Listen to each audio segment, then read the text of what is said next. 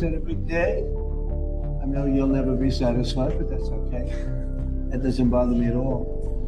We just made a great settlement of the war with Iran, and we're going to be subject to finalization of documents, which should get done over the next few days. Probably have a signing maybe in Europe, and it's a great thing. Stock market's up 1,000 points. That means they like the deal. See, that means they like, if the market goes down, that means they don't like the deal. But it's been up, oil's dropped. Oil will start coming down to, I think, even lower than it was before. I said I was in Iowa. It was $1.85 a gallon. And I don't know if I'm going to get there, but we're going to get pretty close. It's going to come down, and when oil comes down, everything else comes down. And most importantly, we have a deal that Iran will never have a nuclear weapon, which was the whole purpose of what we had to go through to get this. So it was a big, very big thing. But we have a signing soon, and the documents are in pretty final shape. So we'll see. We'll see. Very good. Should be done, and should be done pretty quickly. They want it every bit as much as everybody else wants it. And I think a lot of good relationships can ensue from this. I just spoke with the leaders of many of the countries that were mentioned in the release. I just spoke to Bibi. I spoke to the head of great heads of nations, Qatar, UAE, Saudi Arabia, Bahrain, Kuwait, and others. And we're going to be talking to Turkey.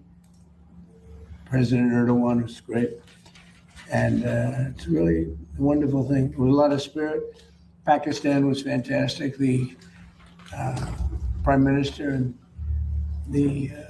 I call him the general. He's the general. He's a great general. He's so great that he's actually a field marshal, step above. And they're all very happy. The whole Middle East is happy. And long beyond the Middle East, the Strait will open as soon as we have it signed.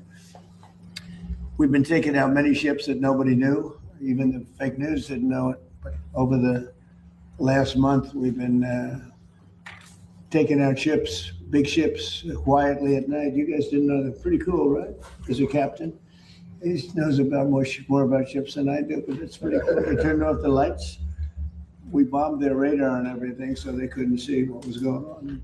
We took out some nights 25 ships, some nights 15. Last 4 or 5 nights we did 25, 22, 21, 26, 18.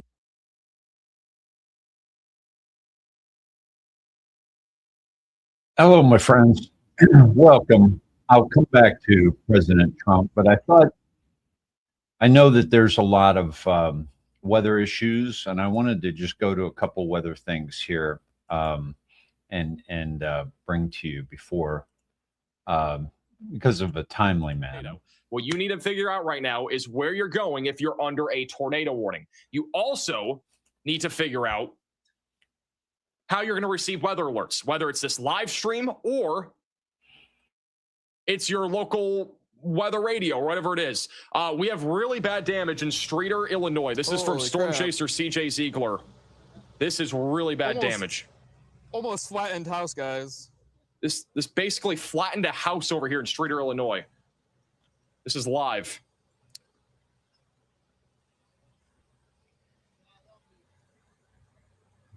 There's probably an intense to violent tornado type damage here over in Streator.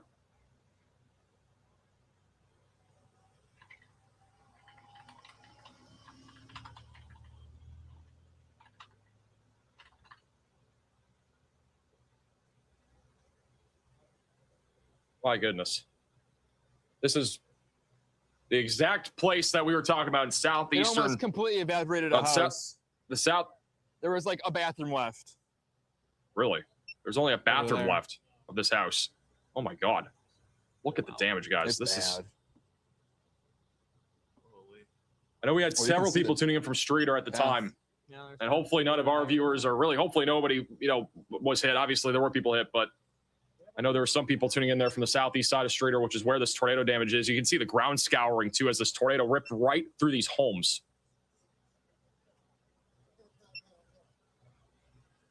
Man.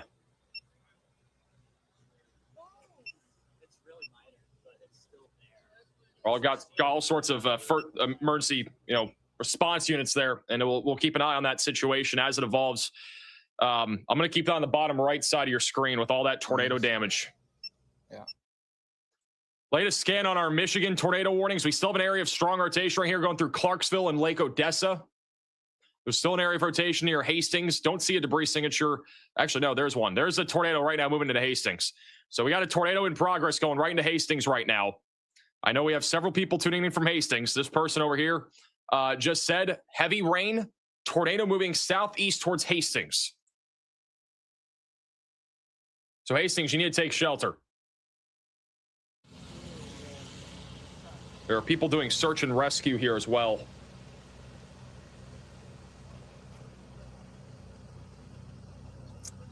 That home on the bottom left, there's like nothing left. I think it's just a bathroom. You can see it. There's literally just a bathroom there.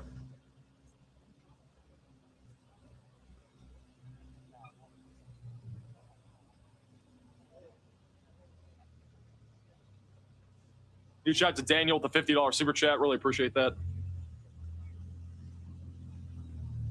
So this up here had like one room left. This building doesn't have anything left. I don't know if anybody was in the home at the time. Hopefully everybody's okay. It doesn't.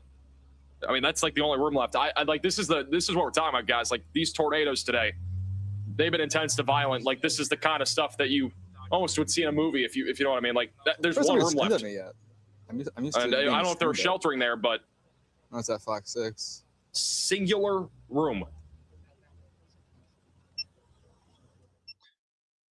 That's back over in Streeter. Tornado near Hastings may have just lifted. It possibly went through town too. We still have a hook echo here in Hastings, Michigan that's heading towards Woodland right now. It's going to go right over there towards Sunfield, Pottersville as well. So if you live in those areas, definitely make sure you're staying on a high alert right now. We still have a tornado warning for those in Lowell, but that rotation's now moved out. Rotation's still fairly strong. Big RFD surge going right into Clarksville right now. Let me take all these locations off. There are so many locations. South Bend, Indiana, the main rotation's off to your north and west, but we really got to watch this right here. This is not in South Bend, but this is southwest of South Bend. This storm that is still discrete is going to try to produce a significant tornado threat heading up towards South Bend. So if you live in South Bend, this is really my concern. It's not what's up here. It's this here. This is still rotating very intensely, and it's also rain wrapped. And so if this does choose to drop another tornado, it's going up that direction. So that's really what we got to be watching for right now there. Back over near Logansport, we just got a giant... All right, my friends, blessed to all of those who are in this storm's path, and also just to share the Weather Channel, a severe weather outbreak has swept through the plains of Midwest, leaving over 500,000 homes and businesses without power, knocking out electrical grids. So they're trying to restore that. 6 hours.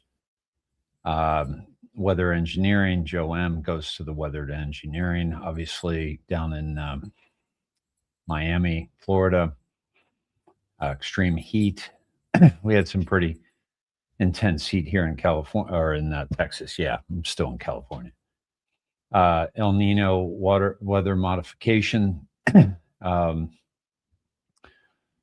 Yeah, so we're dealing with some of this, right? And this is a severe storm. Wisconsin, Illinois. Yeah. Yeah, so let's see. Okay. This is Kenosha, Wisconsin. 2 hours ago. This is outside of Chicago. Wow, pretty intense. Will County, Illinois. So stay safe, my friends. This was a couple hours ago, 1 hour ago. Noticing a tornado was located near Lake Village, moving northeast at 35 miles per hour. Hazard, tornado. Source, radar indicated rotation. Impact, Flying debris would be dangerous to the move to the closest substantial. So I wanted to just give you a heads up on that. I'm off camera. I'm dealing with a bad headache just came on, so I'm just trying to deal with that right now. And I'm going to play the rest of President Trump today. So please stay safe and let us know if you're in any danger. But get safe, my friends. And I'll get back to President Trump and then hopefully be ready to do the show here in a few minutes.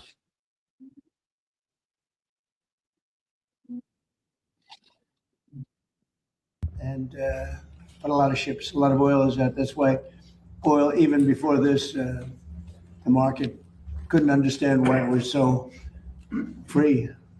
There was more oil than they thought. What they're trying to, we took them out at night, and that with the Strait will officially open as soon as we sign, which could be soon, very soon, maybe over the weekend.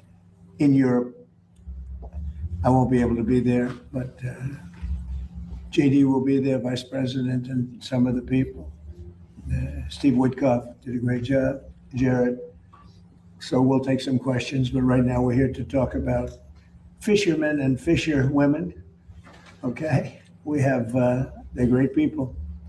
And I guess I'm a little prejudiced because they all voted for me. Would you say I got 100% or just 110%. I think if I didn't, we'd have a surprise. 110%. We'd have a big surprise. So it's my honor to be taking this action to lower seafood costs and generate millions and millions of dollars in new business for our great, really great fishermen, great people, by restoring commercial access to 3 areas of the Western Pacific Ocean. It's a large amount of space we're talking about that they were restricted. Other countries would use it, but our country couldn't use it. You ever hear anything so stupid? I want to thank Secretary of Commerce Howard Lutnick, Secretary of the Interior Doug Burgum, Alaska Governor Mike Dunleavy, and Congresswoman Kimberly King Hines for joining us today. We appreciate it all very much. Thank you very much. Thanks as well to Captain Sig Hansen, a superstar. Him and Tom Cruise are the 2 biggest people in entertainment. Thank you very much. Great job. And Pacific Seafood CEO Frank Dulcich and his sons Dominic and Charles, and many more dedicated fishermen and seafood industry leaders. We have some great leaders here. And your product is amazing. It's been going along for a long time, right? Seafood. It's amazing and doing great. Under the Obama-Biden administration's radical environmentalists drastically restricted access for fishermen in coastal communities. Hundreds of thousands of square miles of ocean was cut off for them. They can't fish. Other people could fish. They couldn't. These people weren't allowed to fish. Can you imagine that? Did you ever think that was going to happen as you grew up? Probably as the sons and daughters of fishermen, right? That someday they were going to take away the right for you to go fishing in the Pacific Ocean. What a bunch of dopes. Those decisions closed off vast resources and really the richest fishing grounds, they say, anywhere in the world, destroyed livelihoods and made the United States more dependent on foreign products. And I did a similar thing for Maine. Maine is very much in the subject because I have a pig running for Senate. He's a pig. It's not a senator. He's a joke. He's a con man. But so it's in the plan. And, you know, I won half of Maine. They have 2. I won the one by a lot. Fishermen, actually, come to think of it. Fishermen and the lumberjacks, people that go out there and work. I won them. So I love Maine. But it's amazing. They had I think it was 500 mile by 500 mile, massive amount of the Atlantic Ocean. You weren't allowed to fish, but Canada was. Japan was. They all came in and fished, but our people weren't allowed to fish there. That was put in by Barack Hussein Obama. Have you heard of him? Barack Hussein Obama and Sleepy Joe Biden. And it's a shame. I mean, a shame. But I did it a little while ago and opened it up to them. Twice I've done it now, Peter, right? Sir. Peter Navarro, the great Peter Navarro. And I did it twice. I did it And then they had a rigged election, and I wasn't here. Totally rigged election, just like what was happening in California. You see what, they got the kid out, and then they were doing the same thing to Steve Hilton. And I started bringing it. I said, look, they said, it's going to take 2 more weeks. It was a week, and it was heading south. And I started saying it's a rigged election. And then they said it was going to take 2 weeks, 1 week, 2 weeks. And all of a sudden it was approved. You know why? Because the heat was on. They couldn't get away with it. If I didn't do it, I guarantee he wouldn't be the nominee. It's a rigged election. Our country, and we have to get, by the way, the Save America Act has to get passed by the Senate. House has passed it 3 times. But with today's action, we're officially reopening nearly 500,000 square miles, wow, of water around northwestern Hawaiian Islands, northern Mariana Islands, and American Samoa. I mean, we'll ask you in a second, but why the hell did they close it? Why? Is there not enough fish? Or what's going on? They closed it. Peter, do you have any reasons why they closed it? Barack Hussein Obama, environmental activists tried to shut it down. But you're right, sir, it's crazy. They let all Ruined the big foreign industry. boats, the foreign boats come in. It's crazy. And they leave our captains out. It's crazy. It's bad for fish prices too. But we're making up for it, right? Yes, sir. And this will support millions of dollars in annual harvest of big-eye tuna, swordfish, reef fish, and many other types of fish. It will protect small local fisheries and coastal communities that depend on their livelihoods. I mean, they are very dependent on this. And it will increase domestic seafood production to help lower costs for American communities. And you're talking about millions, tens of millions of dollars of income. And we have so much. If these areas, I mean, they just like say, oh, let's just close them. The amazing thing is that other countries, there's no restriction. You know, you can go and do whatever you want. It's just crazy. America's fishermen have never had a better ally in the White House than Donald Trump. That I will say. I shouldn't say that because I don't want to brag, but based on the vote of getting almost every vote ever. But you have never had. And again, in Maine, I opened it up. You know who's fishing there? Canada. Japan was fishing there. Maine lobster. You couldn't get a Maine lobster. You had to go to Japan to get a Maine lobster. You believe it? You had to go to Canada to get a Maine lobster. They were fishing there. Not only that, you had to go a day and a half in a boat, and they had you at 3 knots. That means like essentially a little bit different than 3 miles an hour, but it means slow. 3 knots until you got outside of this 500-mile area because they didn't want you to disturb the fish that you weren't allowed to fish for. No, but think of it. These people are crazy. And the new thing they had was you had to have an electric boat, even though they didn't work. And even though once you got out there, you had a problem because you couldn't get back because they didn't charge long enough. These are problems that were mentioned to them, and they said, we don't care. You have to have an electric boat. And the other problem is the battery is much heavier, as you know. Yeah. So the boat has a tendency to sink. And they were forced, you know, by 2030 or so, you were forced to have an electric boat. I don't think you were too happy with that, right? Not at all. Anyway, but this is going to support millions and millions of people. America's fishermen have just, they're special people. And it's fishermen and fisherwomen. So tell me, how do they define that? Because in most industries, like you have policemen, policewomen, do you call them fishermen and fisherwomen? I haven't heard of that one before. They put it, how are the women? Do they want to be designated as fisherwomen? Does anybody want to answer that question? They'll take fishermen. Yes, fishermen, fisherwomen. How about fisher people? Or if you want to be politically correct, sometimes they use the term fisher, but Fisher. I like fisherman or fisherwoman myself. How about fisher people? There we go. These people are crazy. So President Trump, I Googled that because I was at the same dilemma you did, trying to figure out to be politically correct. And what is the answer? So the Google answer said that most women attribute to fishermen because they feel like they're strong individuals and they can do the work of a man. What? Be careful. That might be the end of your career. My administration's already rolled back burdensome regulations to increase gear flexibility. You know what that means, right? Do you know what that means? I heard they made you buy gear that you didn't want. Yeah. And that didn't work. Other than that, it was quite good.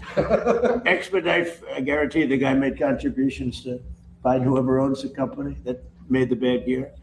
Expedite fishing start dates and significantly raise catch limits based on the best available science. You know about that? That's unbelievable. We expanded access to key fishing grounds in the Atlantic and the Pacific Oceans, including vast areas off the coast of New England. I mentioned 500 miles. By 500 miles, that's a lot. That's a lot of fish. It's a lot of lobster that was being sold by Japan. I will tell you, foreign countries are very happy because they ended up taking over the Maine lobster business. Maine lobster business live from Japan, right? But we gave it back to them. These actions have unlocked billions of dollars in economic value and protected thousands and thousands of jobs from great people that voted for Trump. They voted for me because of common sense. That's all it is.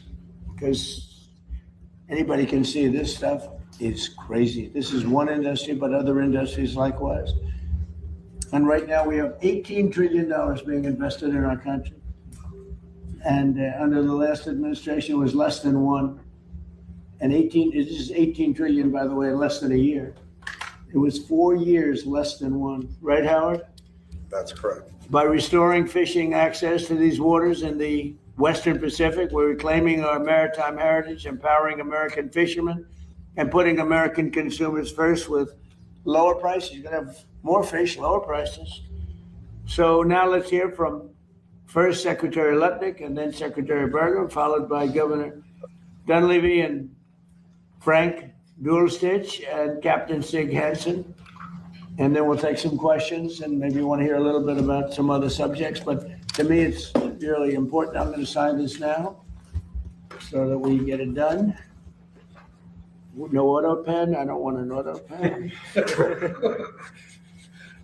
Can you believe 94% signed by an auto pen? Can you believe it? I think it's higher than 94%. The only one that was definitely signed by him that we know of, you know what it was? It was his son.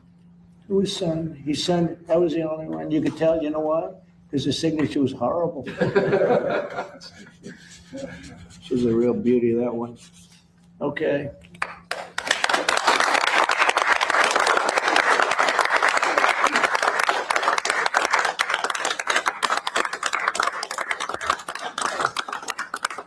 Do we want to do some questions? Do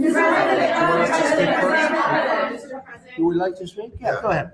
So this action, 500,000 square miles were closed to American fishermen. You couldn't go and fish 500,000 square miles. I mean, just think of how big that is. And if you had an American flag, you weren't allowed there. But of course, everybody else went. So they went in our waters. These are our waters. And so what did that result in? That resulted in us, instead of having seafood exports, because we have great fishing opportunity, we were an importer. We became an importer of seafood. How crazy is that? So the president is finally changing that. This is a massive win for our fishermen, massive win for our waterfront communities who process it, all these processors. And in the end, we are going to eat fish caught by us. What a shock. Eating fish caught by us in our waters. So this is just common sense, smart. We already have the best conservation rules in the world. And this was one on top of another on top of another. So thank God from the fisherman's perspective, and I get these calls all the time, that President Donald Trump is in this office because he's finally letting our great fishermen and fisherwomen get out there and catch fish and stop importing fish. Let's eat fish caught by Americans. Thank you. Thank you. Echoing that, with President Trump's leadership, this is another promise made, promise kept by President Trump that he was going to roll back these job killing, community killing, industry killing jobs. He's done that last year with executive orders, doing it today with his proclamation. So I want to say thank you to President Trump. I want to say thank you to my great friend, Secretary Lutnick in Commerce. We have dual responsibilities across Commerce and Interior related to fish. And of course, with our partners in the Pacific, because American Samoa, Guam, the Commonwealth of Northern Marianas Islands, we've got the Congresswoman here from Northern Marianas Islands. These are all American citizens. As Howard said, this is U.S. territorial waters, and they were closed to us and open to others. And that makes no sense. We've reversed that around. And so again, as you see around us, the jobs that are created in this industry are often second, third, fourth, and fifth generation family businesses. And these folks not only risk their lives, they risk their own personal capital to help feed America. They're the farmers of the sea. Just like President Trump's behind our farmers and ranchers, he's behind our fishermen. He's making sure that America is great. This brings back healthy food for our schools, our military, all the things that we're working on with Secretary Kennedy and with Pete Hegseth. So this is a win-win-win across the board. Again, thank you, President Trump. Thank you, Howard. Great day for America. Thank you. Mr. President, this is another example of America First, to be honest with you. Alaska provides 60% of the country's seafood. We're the state with halibut, salmon, king crab, you name it, comes from Alaska. Fishing in Alaska is one of the oldest industries in that entire state, employs thousands of individuals. Everyone has had fish from Alaska, we know that. But this is an example, again, putting America first, workers first, and really this country first. And so on behalf of Alaska, on behalf of all fishermen and women, I want to thank you for what you're doing for this country, for the state of Alaska as well. Governor, was this shut down? I mean, it's just so hard to believe. So this was trauma for your industry, which is a big industry. Well, your deregulation is what really helps Alaska. It helps the fishermen. The country doesn't need more regulation. We need less regulation. And that includes for this industry as well. So from that perspective, and it's across the board, we could talk about oil and gas and so forth, but this is about fish. But your deregulation approach is really what we need. We don't need more costs. And as you said, we probably don't need electric boats either. We need to focus on getting seafood to Americans, putting people to work, and this is exactly what this does. So I just want to thank you. Thanks. Absolutely. Thanks. Good job. Mr. We President. got to hear from a couple fishermen. Mr. President. Please. I'm third generation. These two are some of our kids, as well as four. Pacific Seafood immigrated, my grandfather immigrated into this country and started his first fish market in 1941. From there, we now are one of the largest family vertically integrated seafood companies in North America. It was an American dream. And I'm honored to have been. Where are you from? Portland, Oregon, and now Arizona. Liberal. Oh. It's not a liberal. Trust me. There's probably more people than you think as Republicans, conservatives. If we could count the votes. Yeah, if That's you can another count issue. the votes properly. But where we are is the act, the proclamation today, and the executive order last year and prior to this is really going to help us. We have 3,000 families that work with us and 715 fishing families, lower 48 in Oregon, Washington, California, and Alaska that depend on what we catch, what we process, and what we grow and sell is the healthiest protein on the planet. And you're giving us access to these family wage jobs in these coastal communities where we're usually the number one or number two employer in those cities and counties and coastal communities we're in. So I just wanted to say thank you on behalf of that 3,000 employees and 715 fishermen. Thank you, Mr. President. Secretaries, thank you, and everybody that supports this industry. So did you ever see this happening when they destroyed your whole life and your family and your business and everything else? Did you ever think that somebody would come along and save it? I'm gonna just be really clear. There's never been a president to do this. Thank you. It's very nice.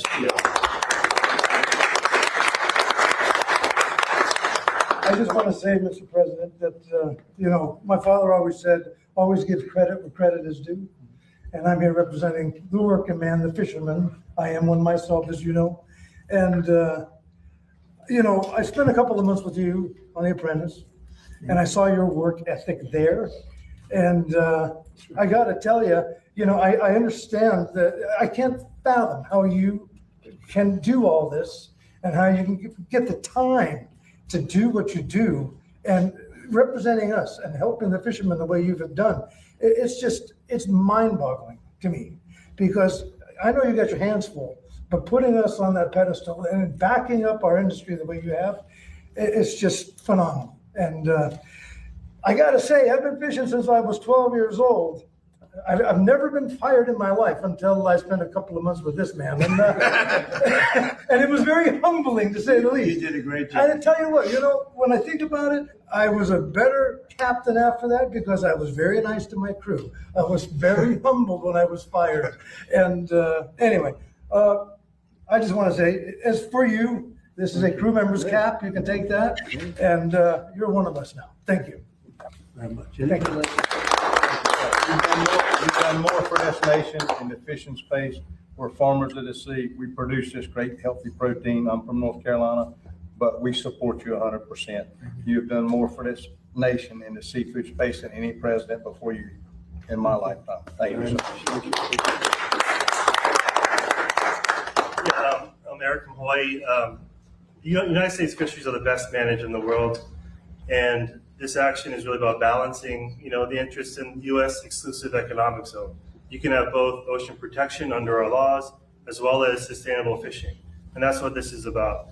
And I think, Mr. President, you are the only president that has really stepped up in terms of supporting fishermen like you're doing. No other president we've seen, the administrations that's helping us. And there's a lot more work to do because there's a tremendous seafood deficit in trade. Imports are undercutting us left and right. But seafood is healthy. They're taking it right out of your water. Yeah, and seafood is a healthy food. They're taking it from your water and selling it into the United States. That's right. The whole thing is just crazy. So really appreciate it. Thank you very much. I appreciate it. Yeah, please. First of all, thank you, Mr. President, to you and your family for the sacrifice and the commitment to the country. Thank you. I'm in the sea scallop business. I don't know who likes sea scallops, but New Bedford, Massachusetts is a port that is recognized as the highest grossing revenue port in the United States. I don't know who knows where New Bedford is, but sea scallops, there's roughly 300 vessels, so 300 full-time vessels. They range from 85 feet to 100 feet. Sig's flight came from New Bedford. And you talked earlier about some examples of stupidity or whatever. We have vessels that can cost anywhere between $3 to $5 million, and those vessels only work for 35 days a year. They sit at the rest of the time at the dock. So we need certain things that could help us, and I know that this, because of your executive order, and it's a game changer. That order is a game changer for us. And one more example, there's an area that, like Frank mentioned on the Pacific side, but there's an area off Georges Bank that's 248 square miles. 248 square miles. Been restricted also. Restricted. Is it now restricted? It's restricted. It's been closed since 1995. And here we are, 29 years later, we can't even get it. It's the best scallop ground in the United States. Take a look at it. Yes, sir. I spoke with the gentleman before, and we're going to fix this. Take a look at it. It's all nonsense. But you talked about stupidity. How crazy is that? We haven't been able to get in there for 30 years, and it's been environmentalists. Do other people get in?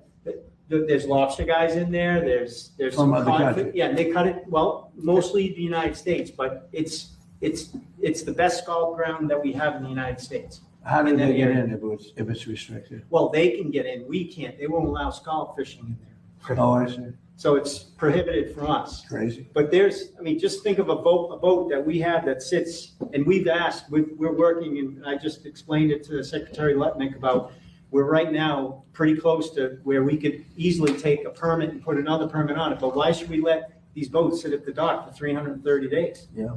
It's crazy. So we'll look at that. Thank you so much, and we appreciate it. Thank you. So I'm a federal advisor on the Sea Scout plan, Right. President Trump, and I spent a lot of time helping advise the council how to manage that fishery. It's the best managed fishery in the world, bar none of any fishery we have. But it's ludicrous to allow those scallops. They live about 8 to 10 years, and we've already gone through 3 different cycles of those scallops maturing and dying that we're not harvesting. There's a way for us to do that, and your director of marine it's a fisheries. positive as opposed to a negative. it needs to be And they open. died. They just They died. died. They just died. And they've gone Nobody- through They die three of- generations. So a scallop will die of old age. It'll die of old age. But it needs to How do be- they taste when they're dead? And Not very good. Not very good. Not good. Not good. And you talked about the maha. I mean, it's one of the best. Frank said his fish, the scallops are one of the best proteins. Yeah. There you go. They are. It's a wrestle. Oh, That's it comes to UFC. I like that. Anybody else? You guys okay? Another thing Thanks, too, everyone. price of crab has tripled for us, so we're not getting that competition from other countries, which is from Explain that, go ahead. Russian product, for example. So tariffs and Not coming in the country. our price just skyrocketed. And it sells, people buy it, it's all US. And You that's want to what- have product coming in from? So in other words, at the dock, we received triple the amount of what we've seen in the past. So the demand is there and people buy it. So, Okay. President yeah. Trump, we have a fisherwoman that'd like to. Yeah, sure. Hi, Mr. President. My husband Sterling here. How are you? I'm doing well. He's an Alaska Bering Sea crab fisherman, and I'm a farmer's daughter from Iowa. Good, good. And I just Good wanted to- combination. It is harvesters. We're both harvesters. I just wanted to say thank you for your leadership and representing not only fishing families, but the farmers to help make American agriculture, and not only that, but Alaskan seafood the best Very in the good. world. Thank you very much. Thank you so Great much. couple. Thank you. you. It's a good combination. I like that. Right? Yes. Thank you. Mr. President, sir, this is a question that will directly impact the fishing industry. Fishermen cheered and support you in your fight to stop offshore wind turbines because experts say that they destroy the commercial fishing industry, not to mention they're a national security threat, as you highlighted. Does your administration plan to continue to fight the judge's ruling that's allowing for the continuation of the turbines right by Jamaica States, right where you live off of the Yeah, Atlantic? I know. 154 of them are going to litter the sea. Will you put a stop to that, Mr. President, now that Kathy Hochul broke her deal about the And pipeline? she did break her deal. Doug, do you want to answer that question? Because I am for it. She broke her deal by stopping a pipeline. She wanted to stop a pipeline, which was so good for New England and so good for Connecticut. And she broke her deal. What do you want to do on that, Doug? Well, I want to say, first of all, absolutely positively, the construction of these wind towers have an effect on fisheries. We've had multiple roundtables between NOAA, which is part of Commerce, and Interior, which manages all of the offshore leasing. So plenty of evidence that destroys fisheries. Number two is marine mammals, which Howard has in NOAA. It's affected. We've had more whales wash up on shore during the construction of these offshore things. So it's not great for marine life, not great for fisheries. We also have the report from Secretary Pete Hegseth, which conclusively, this is a national security threat. And we should understand, this was thrown out by the Democrats and said, no, it's not. It can't be a national security. They're just making it up. Other countries, including Sweden, have canceled offshore wind projects because of national security issues. And all you have to do is pay attention to the way the wars are being fought today. It's autonomous on autonomous, a lot of it low altitude. These wind towers that President Trump has worked to try to stop. The towers themselves can be 600 feet. The blades are 250 on top of that. You could launch an attack on the U.S. in the Northeast, in our most populous area, with a bunch of autonomous drones coming through a wind tower field, which cover thousands, if not tens of thousands of miles. That level of attack would be undetectable until it came through because the radar interference. And then we know that there's autonomous undersea activity going on. Now that's happening in the Gulf with advances in technology on all sides. The sonar, the vibration of running the wind towers affects the undersea sonar. So it's a huge national security threat, bad for marine mammals, bad for fish. President Trump is going to keep fighting for what's right for this Could country. you stop the blades right now? They're coming over from Asia right now. They're sending the blades to start installing them.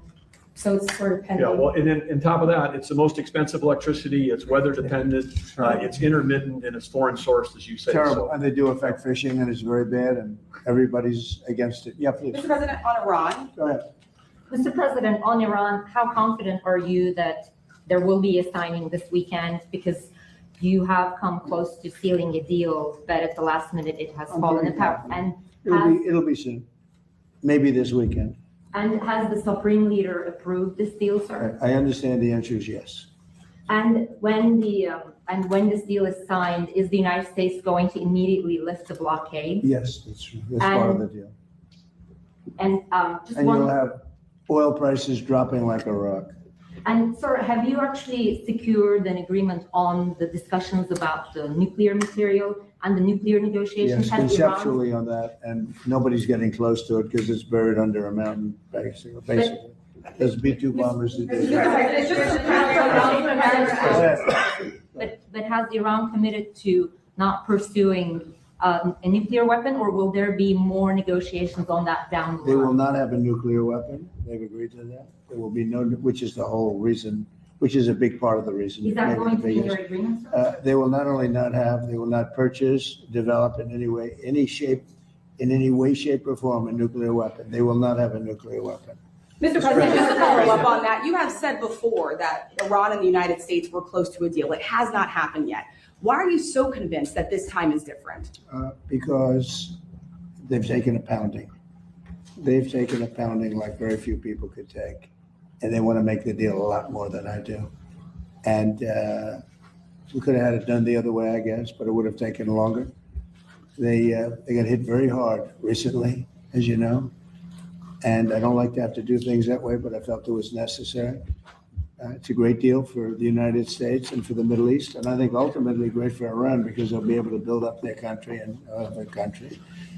I really believe it's a regime change because I find these people to be much more rational than the people that are no longer with us. We knocked out the first team of leadership, the second team of leadership. This is a different group, this is a different level, and I think it's frankly a smarter level, and it's a level that has reason. And they've all approved the deal. Everybody's approved the deal. Now we'll get it finished up, and hopefully that'll be done. We will not have Iran having a nuclear weapon, which is very important to these people behind me. We can talk about fishing. There won't be anybody to fish. The fish will still be around, I guess. They're probably going to be affected too. We're not going to let it happen. So Iran will essentially, most important paragraph to me, Iran will in no way, shape, or form have a nuclear weapon or purchase a nuclear weapon. But is this just a concept of that agreement when it comes to nuclear? You said this was just a concept of that agreement. So is this just essentially setting the stage for deeper talks on nuclear? It's a very strong memorandum of understanding. That is a little conceptual, but it's something that's going to get done. And if it doesn't get done for any reason, which I can't imagine that not happening, they want to sign it as much as I do or more. I would say they want to sign it more, maybe a lot more, but it's a very detailed memorandum of understanding, also agreed to by many other countries that have great influence over them, and everybody wants it done. So it's going to get done. The President suggested yesterday that Iran may be tapping along the U.S. Those were the words that you used. What makes you believe that they are sincere this time in wanting to pursue diplomacy? It's the level of enthusiasm for getting it done. And we were hitting them very hard for the last 3 days. We're going to hit them even harder tonight. They knew that. We told them exactly what we were going to do. We explained it exactly because they had no Navy, they had no Air Force, they had no any weapons of detection, they had nothing. And so we could tell them exactly what there wasn't a thing they could have done about it. And we won this war militarily very early on. The only thing we didn't win was the fake news was, no matter if they could have raised the white flag of surrender and the fake news would say, oh, they did wonderfully. They didn't do wonderfully. But you know what? They've got a chance to build a country. Their country is largely demolished. Again, their Navy is gone. Their Air Force is gone. Their anti-aircraft is gone. Everything's gone. Their leadership is gone many times over. Even many people from this leadership is gone. But we found them to be rational. And they're going to make a deal. And I'll tell you what, it's a great deal. You know why it's a great deal? Because they will never have a nuclear weapon. Mr. President, is there a specific amount of time that has to pass between this memorandum of understanding and final deal being done? Well, we hope it's going to go relatively quickly, but it's Is there a 60 or 90 I mean, the day straits are deadline? going to open immediately. It's upon signing. Maybe it'll be Saturday or Or is there Monday. a deadline, though, to get from this to a final deal?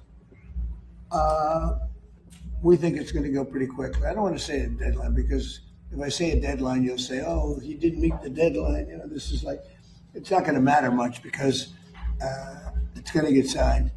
And the strait is open. But the straits have been open for a number of months already, and you just didn't know about it. You know, you as reporters weren't able to get it. I just announced yesterday that we brought a lot of ships through, and nobody knew about it. I guess we did a pretty good job, Peter, right? But we brought many ships across, and millions, hundreds of millions of barrels of oil were brought across.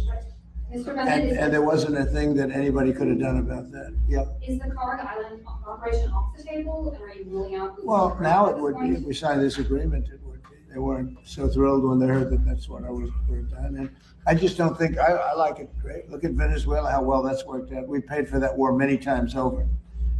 And many times over. We have millions of barrels of oil from Venezuela going to Houston. And we're working great with the Venezuelan government. Couldn't be better. It's a real good relationship, really good relationship. Venezuela's been amazing. This is a larger situation. Actually, less oil. Venezuela has a lot of oil, but we think of it. We spent X dollars. We paid for it many times. When was the last time you heard that? Many times over, we paid for it. You ever think you'd see that in this country? Right? We go to wars, we end up with just blasting the hell out of people, and we come home, nothing happens. Venezuela was amazing, and this is amazing. Yeah. Mr. President, are you considering using or drafting an executive order to extend FISA or to continue using Section 402? Well, the Congress wants me to do it, and let's see what happens there. Republican leadership wants you to do it. Well, they don't put out a statement, sure. It's Do you very think you have important. the It's executive- very important for our military. Yeah. Mr. President, on the Save America Act, you're now urging Republicans to add that to this third reconciliation bill. Yeah. What's your perspective on why the election integrity matters so much for national security from your perspective? Well, we as the need it commander in for chief? our elections. We need to have voter identification, which you don't have right now on a national basis. We need it for, and the voter ID is very important. We need it for proof of citizenship. Do you believe it? The Democrats are fighting. They don't want you to prove your citizenship when you vote. You know why they want that? Because they cheat. And we also want it with mail-in voting, where you have people that are sent 7, 8 ballots, 2 ballots, 4 ballots. And a lot of them sign those ballots, mail-in voting. And we want to be very judicious. If you're in the military and you're far away, or if you're handicapped, or if you're sick, or if you're on vacation, that you have but you're not going to, millions and millions. Look at California. They send out millions of ballots, tens of millions. They have no idea what's going on. Those elections are so corrupt. So we have a mail-in ballot, then we have no men, and we had 2 more, no men in women's sports. We're talking about saving America, right? No men in women's sports, another one, very popular. I think it's 99-1. They say it's 80-20. I think it's 99-1. And we have no mutilization of your children for transgender purposes. So let's see, transgender mutilization of your children. Does that sound good with you guys, generally speaking? You're not into transgender mutilization? Not at all. Not at all, sir. Where your child leaves your house and they take your child from you. In some cases, think of it, in 6 states, they take the child and do what they want to do. What they do is I don't even want to talk about it. We had that no transgender mutilization of your children. On D&I, Mr. President, do you intend to have Bill Pulte continue to serve as the acting director of national intelligence? And do you think it's unreasonable that some Republicans have concerns that he has no intelligence experience, even if he's serving in this acting role? But he's intelligent, unlike a lot of other people. But do you think that's a fair, no intelligence? He's only there for a little while. He's running it for a short while when we get a very talented person, Jay Clayton. And you know, Jay Clayton's an incredible talent, head of Sullivan and Cromwell. He was head of the SEC. He's now Southern District. I mean, nobody has better credentials. But Bill will run it for a short while. He's done a fantastic job at Fannie Mae, Freddie Mac. Created tremendous, it's probably worth $1 trillion now, trillion. He's done a great job. He's a smart guy. Mr. President, today's another example of you bringing these everyday Americans into the White House and listening to them. Yeah. How important is it for you to listen to everyday Americans when it Very comes to important. policy making on a These daily people basis? built the country, not the complainers. The complainers didn't build the country. These people built the country, whether it's fishermen or farmers or anything else. Me, guys like me, they built the country. You know, watch all these ingrates. They're always complaining. They didn't build anything. They couldn't build anything. Look at what's happened in Minnesota, Somalia. All these people came in from Somalia. They ripped off our system. You have the woman who married her brother. She came in and married her brother. Isn't that wonderful? And then she talks about the Constitution of the United States. She comes from Somalia.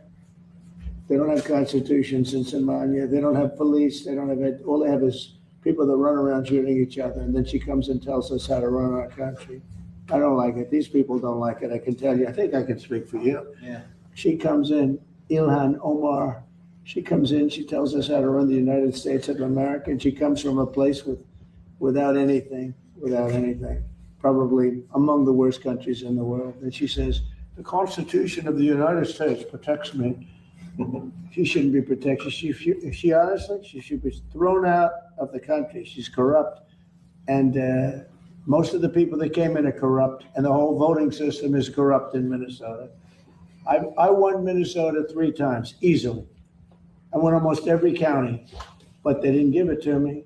It's a corrupt system, very corrupt state. The governor is terrible. The attorney general is terrible. They're all very corrupt people. Yeah. Sir, on just that supplemental, do you think there's enough support from Republicans in Congress I to hope so. pass it? I mean, any Republican that voted against it would be. McConnell and Collins say they don't. Well, think it's McConnell's an angry man. He, got thrown out of his position. He's an angry guy. He should be very thankful to me because if I didn't win, he wouldn't have gotten to appoint. I appointed the judges. He didn't. He gets credit for appointing judges. He didn't appoint anybody. I did. You know how I did? I won the election. And then I picked judges. And the judges ended up getting approved. And they said, oh, didn't he do a good job? He didn't do a good job. What the hell did he do? I won the election. He's an angry man who's very disloyal to John Thune. John Thune's a good man. He was a loyal worker for Mitch McConnell. He worked for Mitch McConnell. He worked very hard. He was very loyal to him. I disagreed with him a lot because Mitch McConnell gave so much money to Democrats. He gave them money. I had to go get the wall money from the military. I just took it out of the military because that guy wouldn't do anything. He gave it. No, Mitch McConnell's a bad guy. And he's I thought he was lousy at his job. But when they give him, the only thing they give him a lot of credit for judges, but I'm the one that got the judges. You know why? I won the election. If I didn't win the election, he wouldn't have had any judges. So, yeah. So when will you send the supplemental? Say it again? When will you send the supplemental to? Do you have Well, any you idea? send a supplemental, but you have him, you have Murkowski. I've done so much for Murkowski. You have the governor, right? Governor, have I done a lot for Alaska? Is there anybody done more for Alaska than me? You've been the best president for Alaska in our history, Mr. President. I've said that many times.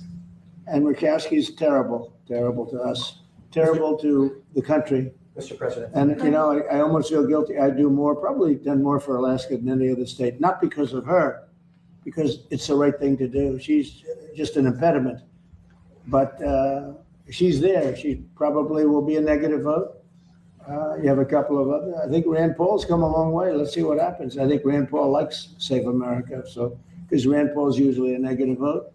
But I think he likes Save America, so that's good. I like Rand Paul, but, I hope he votes for us. Yeah. Mr. President, the president of the Kentucky Farm Bureau testified before the Senate about a month ago, middle of May. At that point, he said that the pricing and availability of fertilizer was a crisis for farmers. And he said the war was not helping that. And he said we need the government to step in and provide economic help. Even if you do make a deal in the next couple of days, that was a month ago that farmers were saying they were in crisis. Do you think there needs to be federal aid specifically for farmers because of the war? No, it's fair. I gave the farmers $28 billion in my first term because they were taken advantage of by China.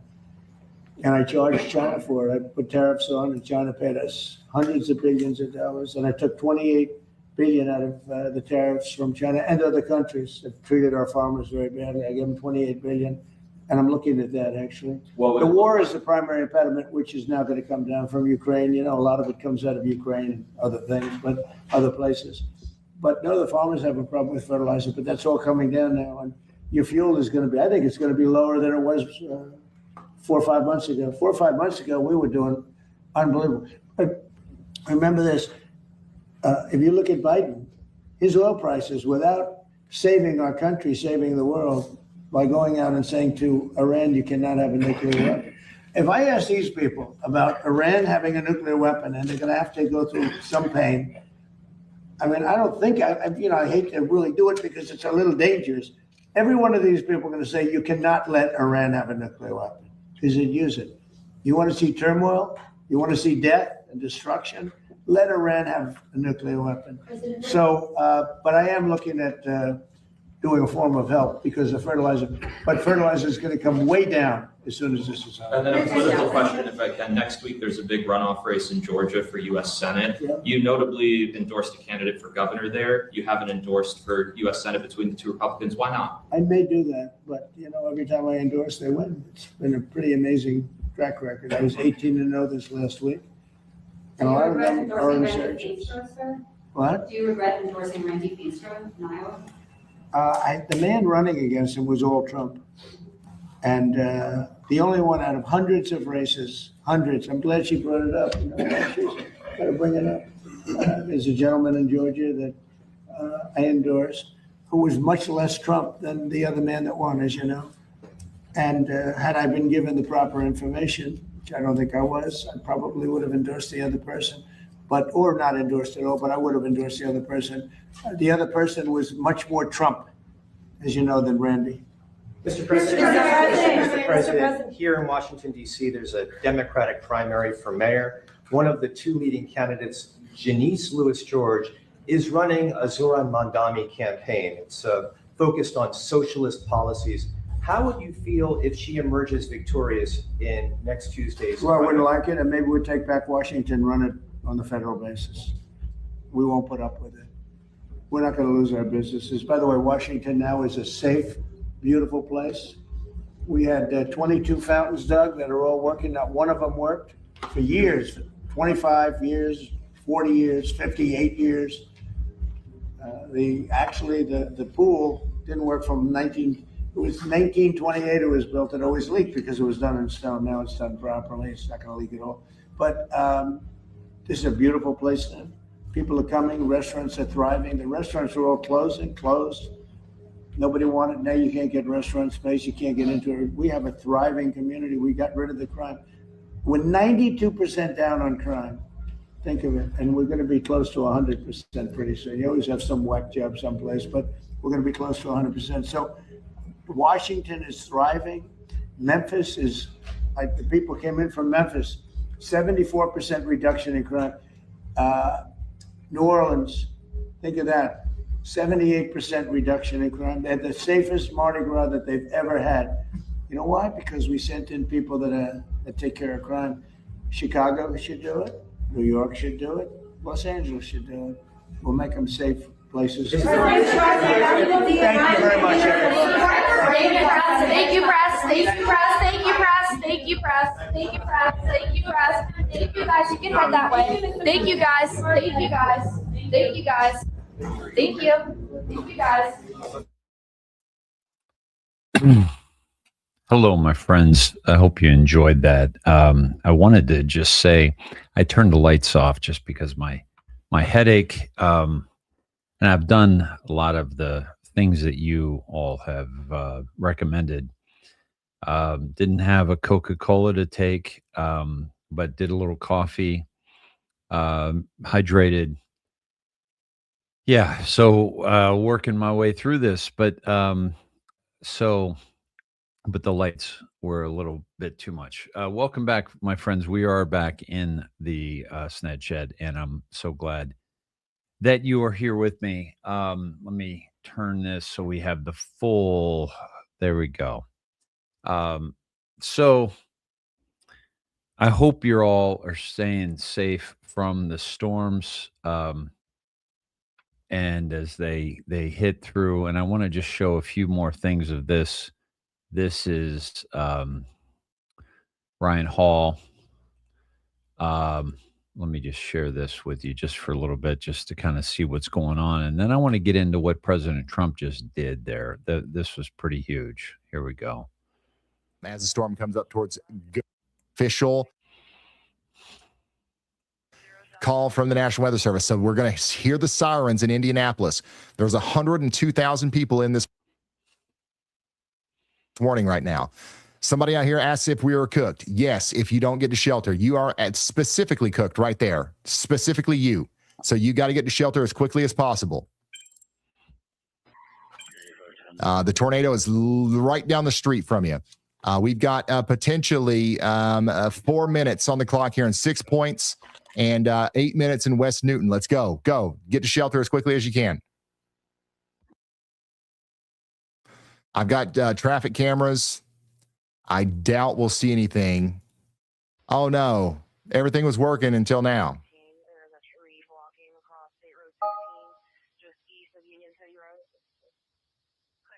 Oh, man, our luck has run out. All right, we'll keep trying, but we do believe a tornado could be trying to come together right here near Plainfield, and that's going to be coming up into the 6 points area right after that. Can we see anything here? Probably not. So once again, if you're just now tuning in, we got a tornado warning for the Indianapolis area, specifically on the southwest side. That's going to be for Hendricks and Marion counties in Indiana. So we do have, is Post Malone playing tonight at the Lucas Oil Stadium? Is that accurate?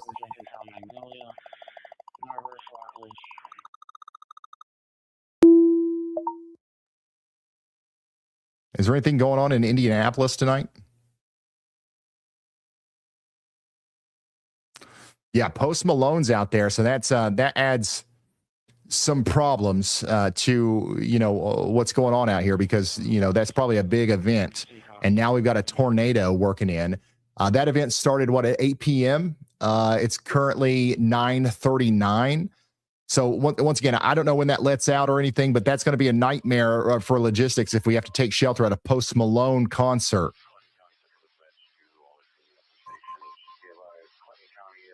Some people are saying Post Malone is tomorrow. Regardless, any event that's going on in Indianapolis tonight, you've got to make sure that you've got a way to get to shelter down here, because especially down there near Drexel Gardens, we do have, a pretty serious tornadic situation going on. We've got the Heritage Trail Correctional Facility in the path as well. We got the PSI Heliport, the Family and Social Services Administration out here, and the Jameson Campground. All of these places are in the path. Avon and Decatur Central High Schools are in the path of this warning. If anyone's still there, they should be in a sturdy interior shelter now. Thank you. Stay safe. Somebody said the sirens are going off. Yeah, the sirens are going off. Are the sirens going off in downtown Indianapolis too? Yep, they're going off all the way over here. Somebody says, I hear the distant roar. Somebody just said they hear the distant roar out there in the southwest side of Indianapolis. All right, once again, if you're just now tuning in, our rotation is on the southwest side of Indianapolis near Plainfield. That's going to go right over the radar. Let's all hope together right now that we don't lose this radar. We cannot lose this radar tonight. This is the National Weather Service right here near the Indianapolis International Airport. If we lose this radar, we're blind. We're blind all the way up there to Anderson, Newcastle, Muncie, down into Bloomington, Indiana. That would be a nightmare. But this tornado, this tornadic circulation is going to go right over the airport, or right over the airport and the radar.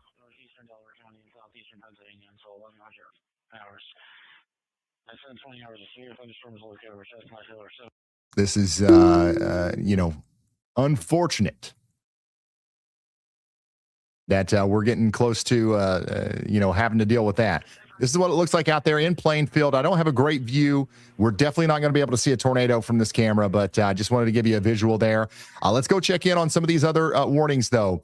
We still have a tornado warning for Huntington in Indiana as well. And there's your debris signature. So this is still potentially on the ground going through Andrews right now. And it'll be in Huntington, Indiana in 4 minutes and 23 seconds. You've got to take shelter. You have to take shelter right now. Okay, Huntington, take shelter now. We also have a tornado approaching the Wawasee Lake area south of Syracuse in Indiana. Let's see if we can see it. Oh, the camera's down, so we definitely can't see it. Oh wait, no, it's not. This is what it looks like. This is a live view. Keep your eyes peeled for power flashes. Another one's getting ready to drop. Look.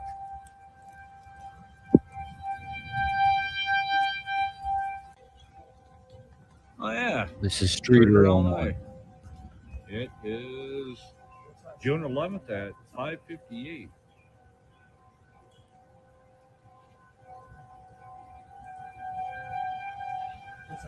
Yeah, it's actually walking a little bit this way, but it's still going north. So it's going like northwest.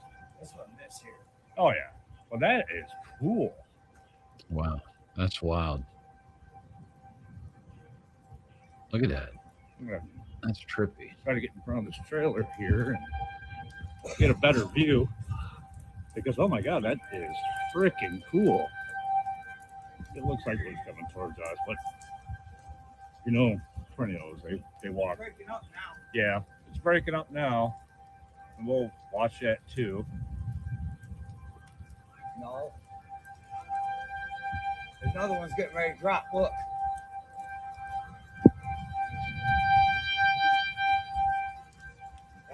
Where's that skinny one getting ready to drop now? Yeah, I'm on Kent Street.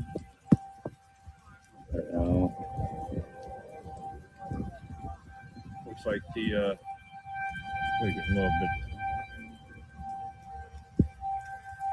Yeah, the winds are too. No, it just broke up. It was just going up. Yeah, it might form another one right here. It's gonna form another one right there. Watch it. It's forming one right now.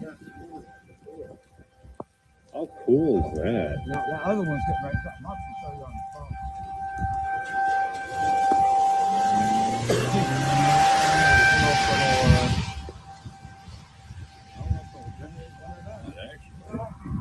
It's kind of standard. Winds are unstable up there. It's not gonna. No, I think it's done. Yeah, I think it's done. Well, that was cool. Glad you guys could enjoy it. Interesting.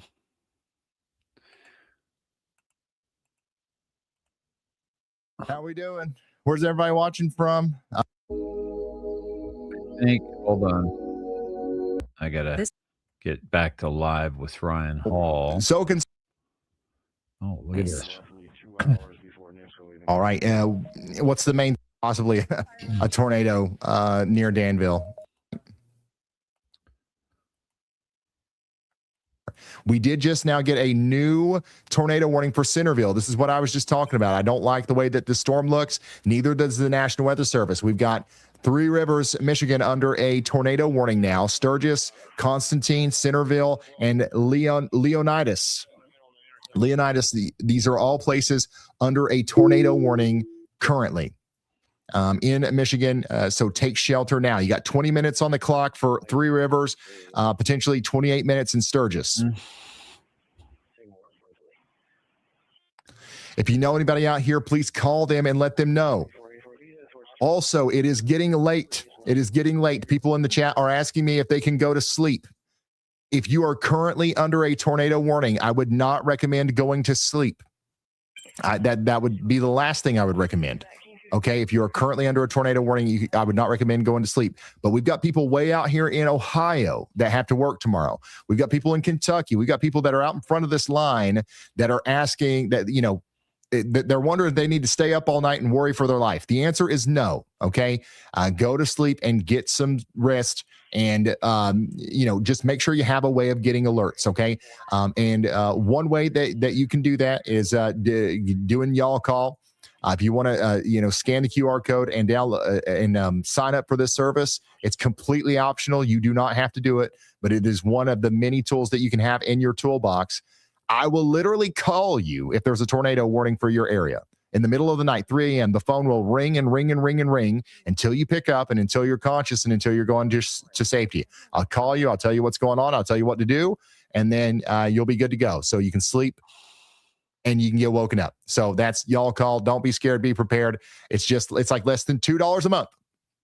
So I have to shout that out every time we get into the evening hours, because a lot of people find that very useful. But once again, if you are currently under a tornado warning, do not get y'all call and then go to sleep. That's not going to help you at all. What you've got to do is get to the daggone basement right now. Somebody in Roanoke up here says it's currently in shelter. The sirens are going off. The sirens are going off. So that's the right thing to do. You got to be in shelter if you are in that area. This storm is going up towards Fort Wayne. Additionally, I've got my y'all watch out here for Bluffton. This area of rotation is getting more intense as it goes up towards Warren, Indiana. Bluffton, you're next in line. Bluffton, you are next in line. All right, let's go back down here to Indianapolis, where we have a tornadic circulation going right over the airport. We just got a brand new scan in 1 minute ago. So the radar dome is not destroyed yet. The radar is not destroyed yet. Let's all hope that it doesn't get destroyed. Remember, the tornadic circulation is inside of that dome area, so we can't see exactly what's going on. If the radar survives, we'll be able to track it once it goes past there. Whoa, what just happened? Okay, everybody stay calm. Everybody stay calm. Okay, here we go. This is once this goes past the airport and the radar, we're going to be able to track it once it goes over towards Beech Grove, if it's still there. Now we're blind. We don't know if it's still there, right? So we got to wait until it gets over here and then we'll see. Indianapolis, Beech Grove, Greenwood, you guys stay on your toes. Stay on your toes.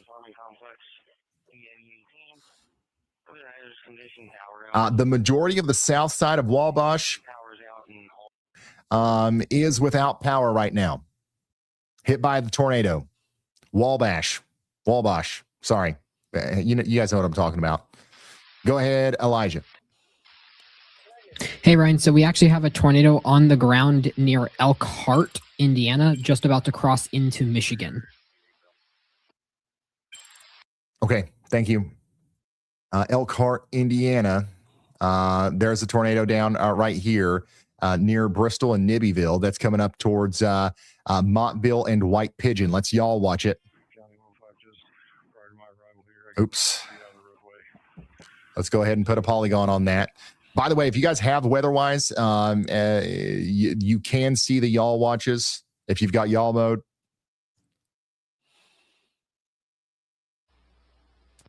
That's actually going to be high. So y'all watch out. There's no tornado warning here in Bristol, Vistula, or White Pigeon yet, but we're saying y'all watch out. I would actually go ahead and take shelter in Bristol because we can see the debris signature right here near Nibbyville. That's coming up towards Bristol, then Vistula, and then White Pigeon. Take shelter immediately. Elkhart, you've got a big storm going through. The rotation is past you now, but it is absolutely coming down out there. Look at this. This is a live view from Elkhart, Indiana, where we have that tornado warned storm moving by.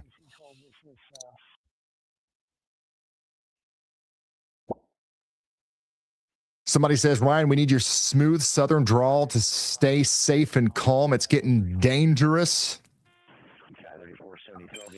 Well, you're. Thank you, Ryan Hall, for so many people that have probably stayed safe because of this man and his work. So thank you, Ryan.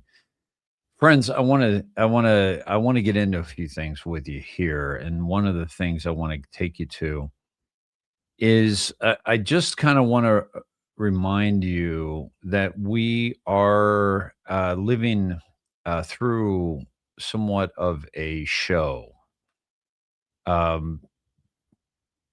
I mean, all the signs are there. The different looking people, the masks, the fake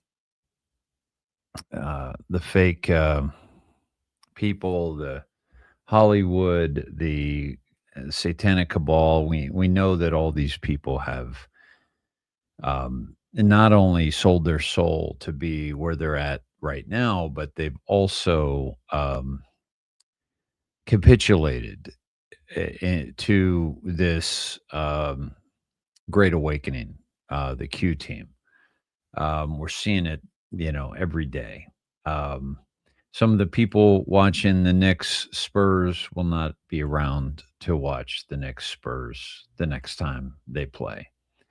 But I believe it's all part of the optics. It's all part of keeping this illusion alive. All right. Now, let me take you to the Q drop today of the Delta. False flag weather alert worldwide. Stay vigilant and maintain situational awareness. That was June 11th, 2018, an 8-year Delta. False flag weather alert. Now, we know that there's weather manipulation. We know that already. It's not something that we need to pretend doesn't exist. It's not something that we need to, cower from because we don't want to have a conversation with somebody that doesn't realize that that's going on. This is going on, and it's been proven over and over again with the cloud seeding, with HARP, with the anomalies on the radar that occur, etc.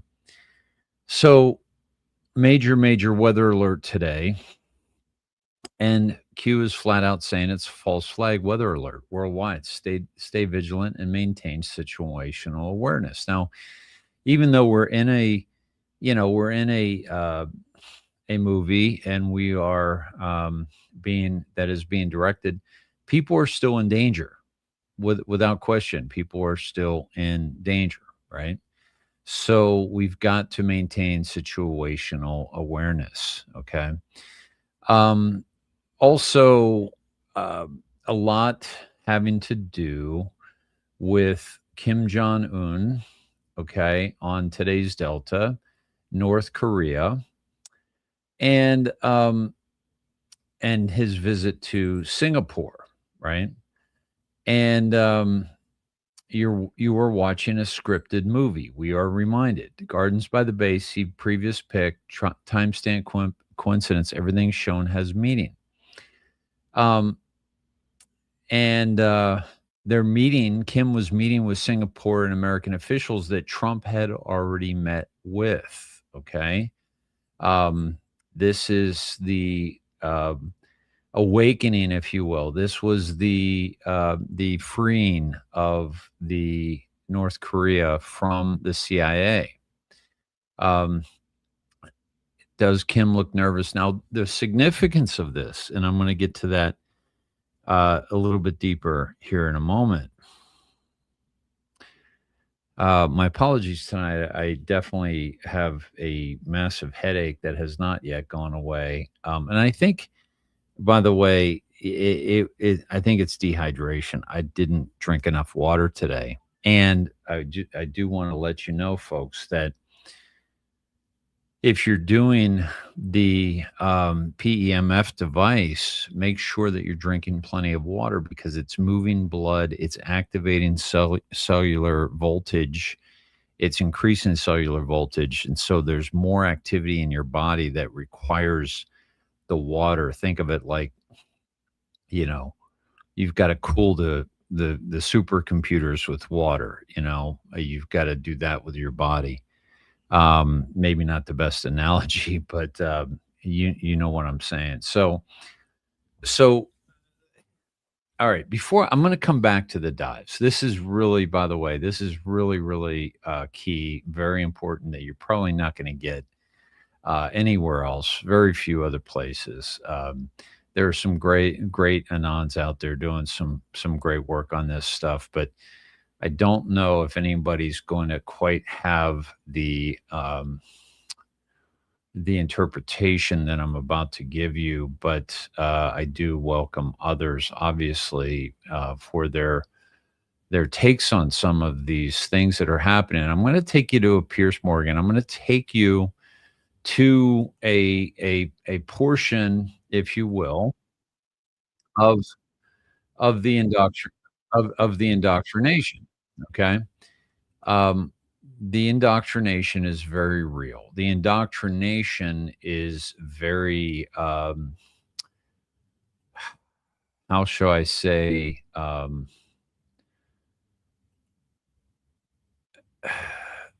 controlling, so controlling of our minds. And I want to walk you through this, and I want to take you to a very different way of approaching what you're about to see that many of you are already doing. In all seriousness, do you think that would ever have been a political upside to going to Iran? No. Right. Okay. I think I want to just level set that. I agree with you. There was never going to be a political upside going to Iran.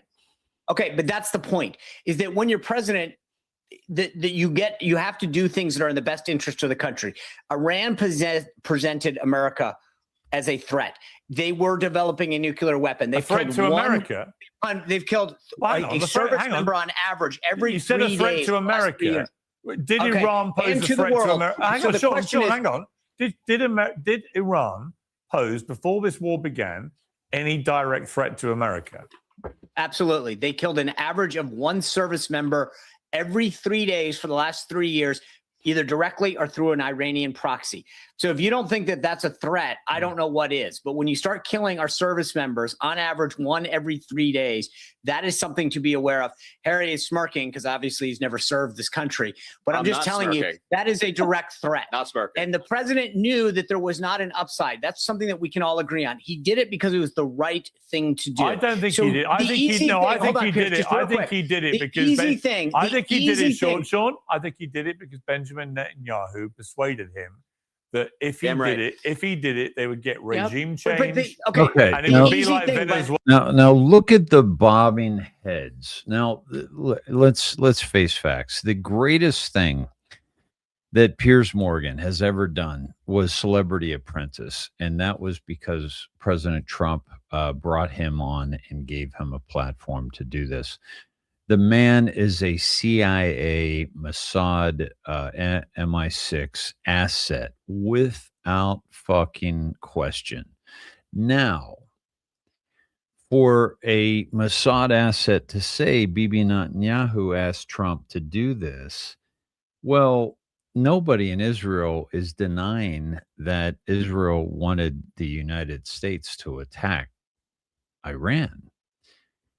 Because Iran has threatened to wipe Israel off the face of the earth and has also agreed or said that they're going to wipe the U.S. off the face of the earth. So, but let's go back to the deltas, and this is all these bobbing heads of what Pierce just said. Okay, just watch this again. I don't think he did. I think he did it. I think he did it because Sean. I think he did it because Benjamin Netanyahu persuaded him that if he did it, they would get regime change. Damn right. He said damn right. She's nodding her head. She's nodding her head. Sliwa is nodding his head. Who, is the Red Berets of New York City, and ran for mayor and lost to Mandami. But, so they're basically all throwing President Trump under the bus for his action against Israel. So now his action against Iran. And by the way, people think that he's a puppet of Israel because of those actions against Iran. And that's basically what we saw just unfold here. But let's go back to the drops. And this is why, my friends, it's so very important to be with an Anon right now. Okay. It's like, if it's raining, storming, go stand under the umbrella of the man who's got one because he saw the storm coming. Don't go to the guy who's drenched, soaking wet, who didn't plan for this storm. Find an Anon, cozy up, because what we're seeing right now, and this is today's Delta, what's going on with Iran? Why is Q talking about North Korea, right? Does Kim look nervous prior to the big meeting with POTUS? Did they already meet long ago? Is he preparing at his hotel with his advisors ahead of time? Or is he out enjoying the freedom he never had in the past? Why? Because he was a CIA puppet. Okay. Deal done, safe, on guard. POTUS moves up departure. Why? The world is safer. Iran developments. Now, for those of you who have been with me for a while, you know, and with Q as well, you know that Kim, I'm sorry, that North Korea and Iran are connected at the hip by uranium, one by Hillary Clinton, by Barack Hussein Obama. Have you heard of him? President Trump hasn't said that in a while. Have you heard of him? That's all coming home to roost. So Iran and North Korea are connected at the hip through this uranium one deal. Now, why are they connected at the hip? Because Barack Obama and Hillary Clinton were part of the deep state, were leaders in the deep state, actually pawns, but because they were propped up by Rothschild, Saudi Arabia money, and the deepest and darkest humans on this earth. And so what happened was they pushed the Russian reset, and Obama made Russia an ally, okay, and made the uranium one deal, sold 20% of uranium one, went up through Canada with Trudeau, and into Europe and into Iran and North Korea. And they were building these nuclear bombs, and that's what the sum of all fears is all about. It's about a rogue nation launching a nuclear attack and starting World War III. This is what North Korea was ramping up to do. This is what Iran was ramping up to do, with heavy influence and control by the CIA, which is all about regime change and controlling nations and controlling the world. So here we have on today's Delta, this POTUS moves up departure, the world is safer, Iran developments. And this is going back 8 years again. We are hungry for the arrest. Yeah, we've been hungry for the arrest for quite some time. IG Huber, you have more than you know. Q is telling us that we have all this. The Clinton investigation, end of the Democrat Party. This was 8 years ago. End of the Democrat Party. My friends, what are you seeing happening to the Democrat Party? Okay. R's versus D's, not right versus wrong, projection, end of the Democrat Party. Now, let's go up here to 1454, June 11th, 2018. EU sanctions Iran. Leaders of EU only care about protecting flow of money, not the safety and security of their people, the world. Now, what was exposed by the war in Iran? But the actual money that was being made by Lloyd's of London, the City of London, okay, and the EU. And that is why the leaders of the EU did not back President Trump's actions in Iran and did not back and would not allow us to use our own military bases to launch an attack on Iran in their country. Iran deal orchestrated for the sole purpose of lifting sanctions blockade to allow access of foreign businesses for individual and countrywide enrichment. Scam.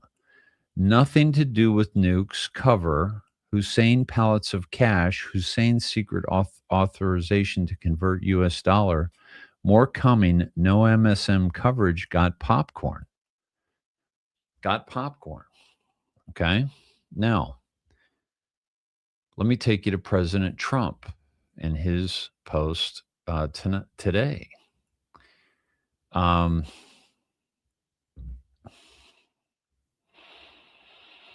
He's been on fire as of late. Okay. But he posted this today, earlier, okay?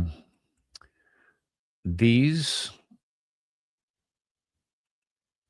are the weapons we are seizing from Mexican cartels. They are killing thousands of Americans each and every year. President Donald John Trump, okay? Now, one of the things that this is going to bring up, okay, and if you look in the comments, I haven't looked yet, but you're going to find right here. This is the second comment by Chris Martineau, author. Most of those were likely supplied to the cartels by Eric Holder and Barack Obama as part of Operation Fast and Furious. Now, I covered this back in the day extensively, the Fast and the Furious, because they found that a couple border control agents had been injured. One had been killed by these weapons, and they tracked them back to Eric Holder and Barack Obama. And that was called Operation Fast and Furious. It was a controversial law enforcement strategy run by the Obama administration from 2009, 2011. Instead of stopping suspected straw purchasers, Holder's DOJ allowed them to buy and illegally traffic approximately 20,000 firearms into Mexico. It really happened. You can Google it. There has been no justice for Eric Holder. There's been no justice to Barack Obama for the Fast and Furious. But what I'm getting at here is it took literally 2 posts for this to come up. That's because we're awake. Okay. Now, let me go to the timestamp of this particular post, okay, which is actually 6:01 p.m. Eastern Standard Time. We drop the 0, we go to 61, and it takes us to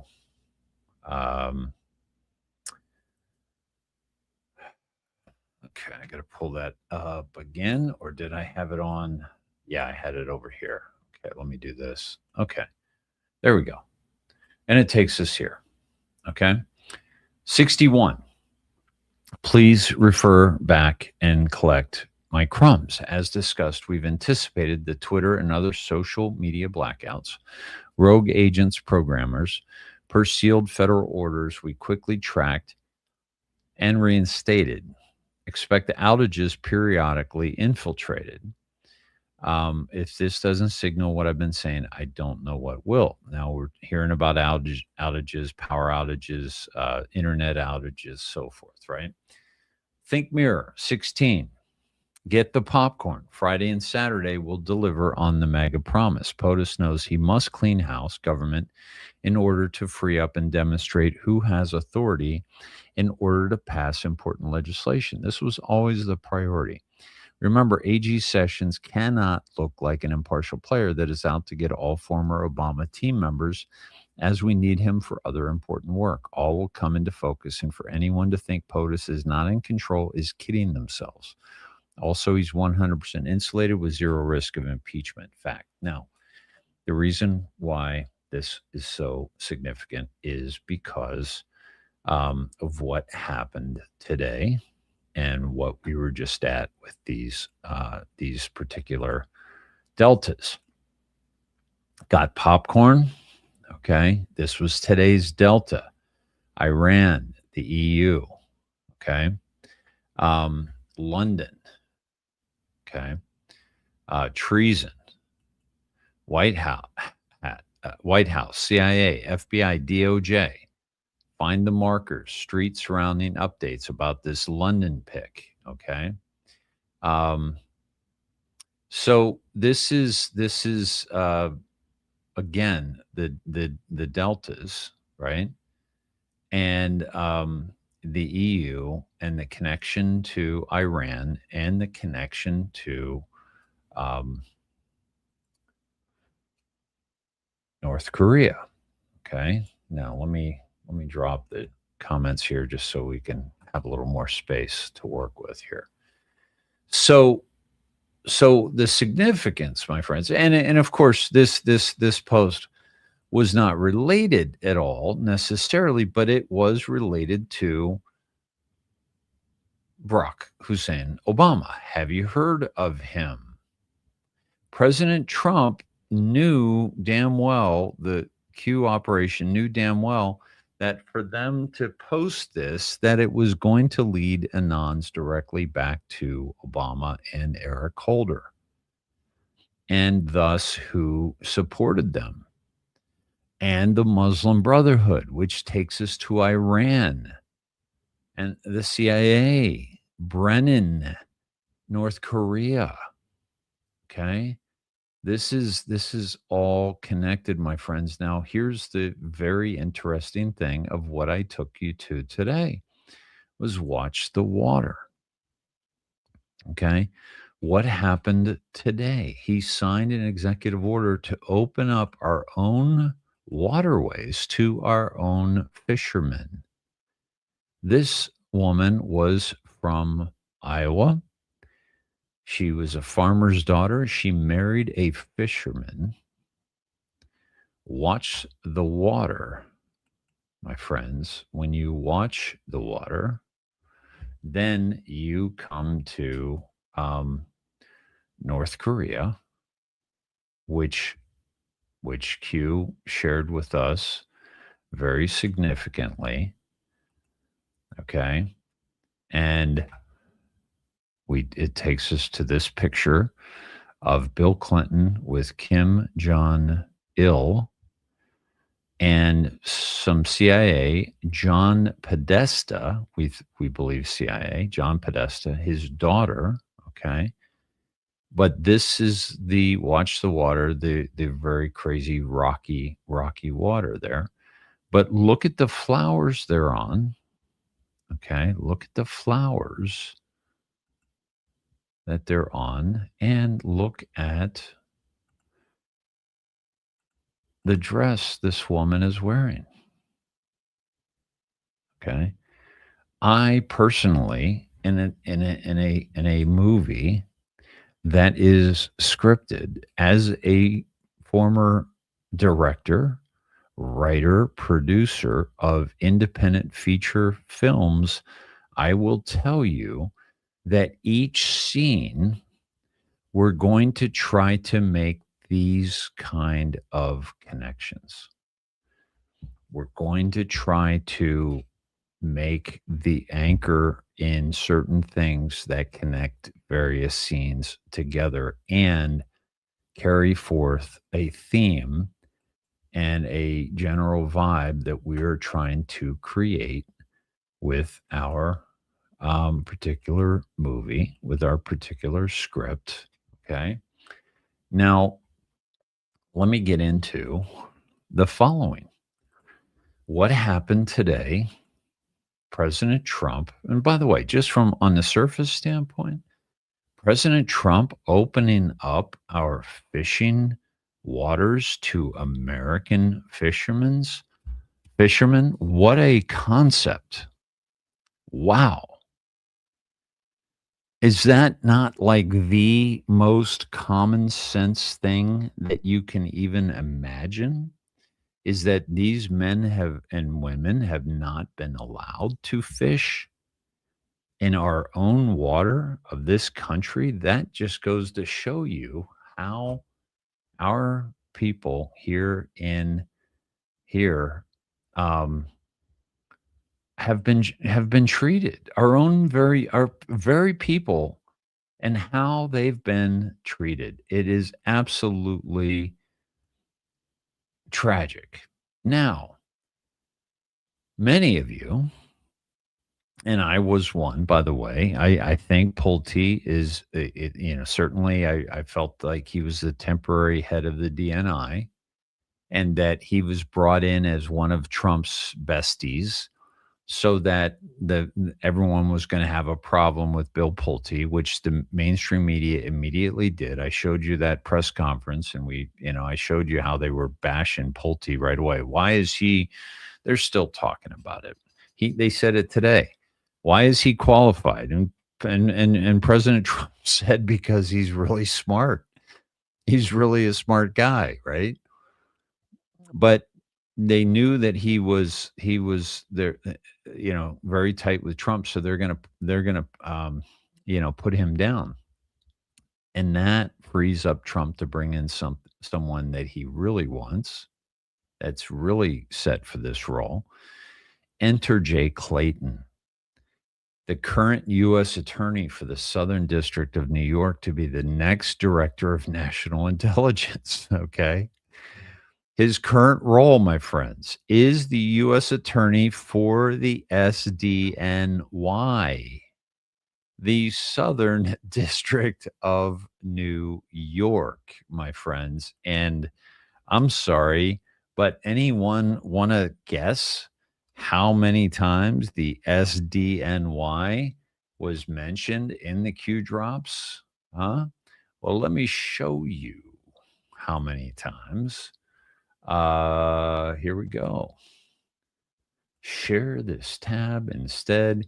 Here is going back to 2018, 1772, unsealed indictment, Adam Schulte, Joshua Adam Schulte. Here is February 9th, SDNY. This is Adam Schiff, Attorney General. Huber. Here is SDNY investigations. Adam Schiff, Maxine Waters. This is Adam Schiff, Maxine Waters, their insurance scheme going post Mueller, SDNY. The fun begins directly after. We'll make the Super Bowl look like a puppy show. Let me see here. Okay. SDNY, chain of command, Pence, importance of SDNY control.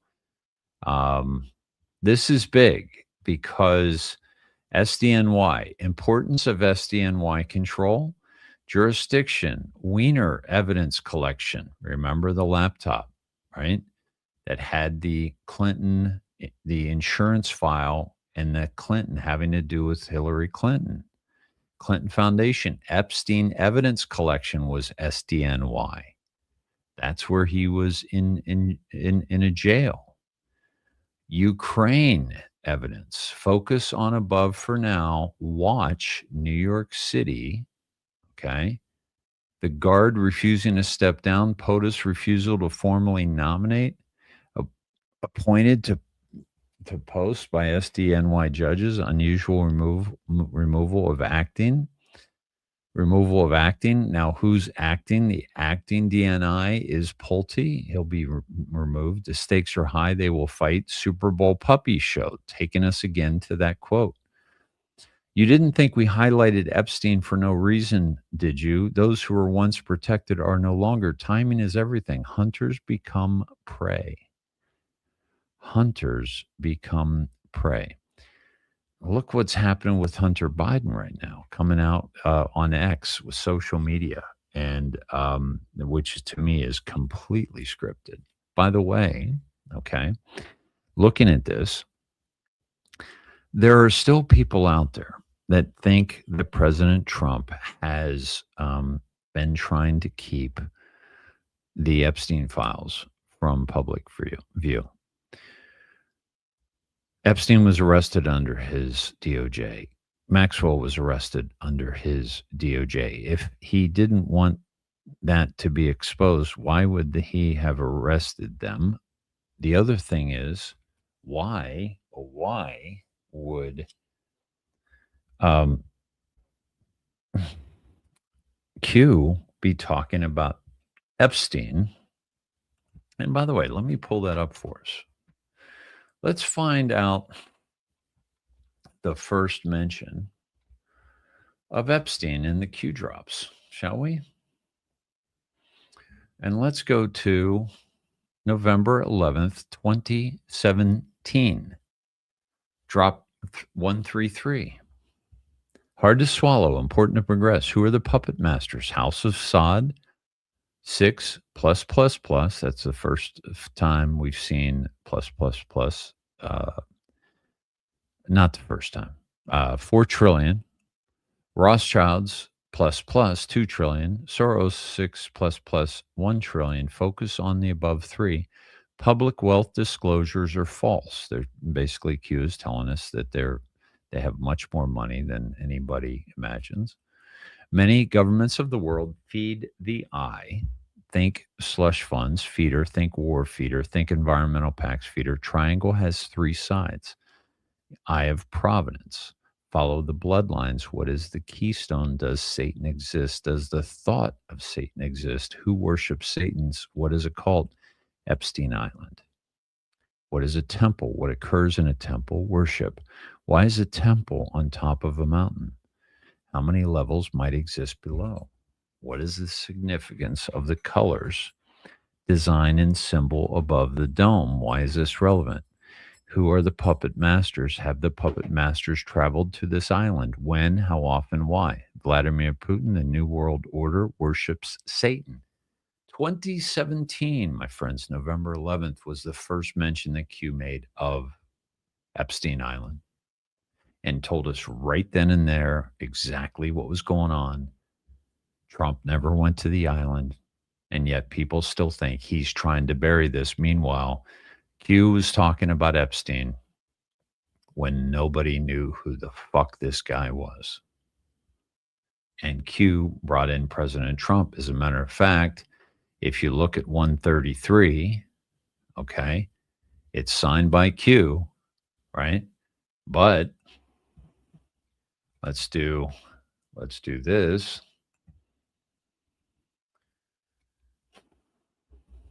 And go to the first time that we saw the Q drops signed by Donald John Trump.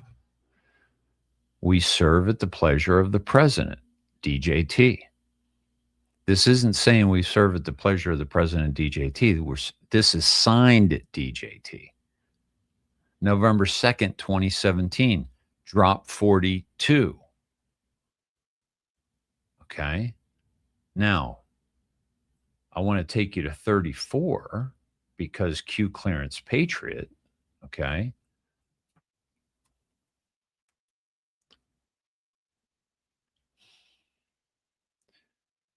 My fellow Americans, over the course of the next several days, November 1st, that's number 34, okay? Let's see, on POTUS's order, that's not really, my apologies, I believe this is from DJT, okay? But it does say on POTUS's order, okay? So it could very well be just assumed, right, that that this is from Q, right? Or at the time it was anonymous. And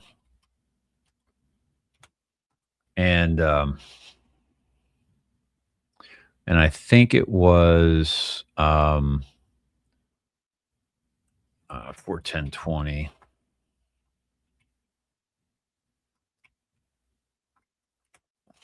The one that I might be thinking of. No. Let's see. That was 533. But at any rate, the whole point is that President Trump signed the Q drops before Epstein even was mentioned by Q. So it's obvious that President Trump is Q plus, and we've seen many proofs to that. And yet they're not understanding. If they're not Q, they're not understanding what's really going on here and why we had to attack Iran, just like the White Hats attacked North Korea and blew up the mountain. So both nuclear options were shut down. And now what President Trump is doing is he's making sure that Iran does not ramp up again. He's already done that with North Korea. And he's going to make sure that everybody in the world finds out where this nuclear enrichment technology came from. And where it came from, my friends, is Barack Hussein Obama. This appointment of Jay Clayton, the U.S. Department, the Southern District of New York, U.S. Attorney, okay, who was appointed by Trump, okay? He was a former SEC chairman during Trump's first term, okay? And he has all the evidence held by the SDNY. This is huge, my friends. This is going to be a really, really big deal. And if you go back again to the SDNY, Epstein's all over it. Okay. U.S. Attorney, SDNY. All right. U.S. Attorney, it's been big on the news, right? Importance of SDNY control, right? So SDNI plays a huge role in all this, and it's no question and no doubt that this is going to be a very, very big and very, very important component of this disclosure. Now, I want to take. Oh, I didn't even drop the show. I was feeling so bad. I'm feeling a little bit better, but I'm still out of it. But I didn't drop the show over on Telegram. I didn't drop it on Facebook. I mean, what I normally do on Facebook, which is send it over to us, the IndoctriNATION fan page, which has 3,000 followers or 4,000 or 5,000. I can't remember which, but nobody ever sees anything because it's been so shadow banned. It's just ridiculous. But so at any rate, but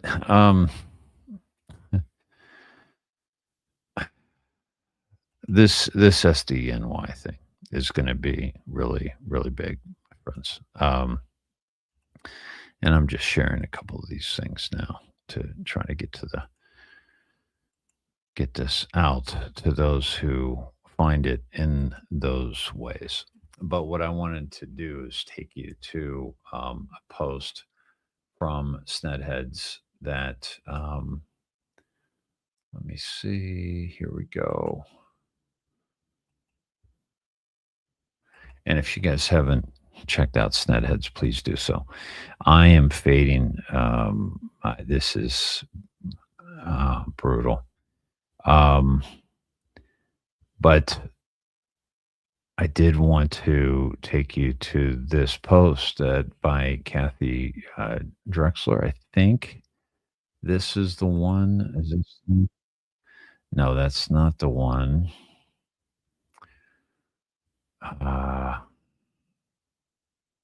But let me take you to this Instagram post, and I'm trying to remember where I got this. So my apologies if you dropped it, and I'm not giving you credit for this. But I'm interested about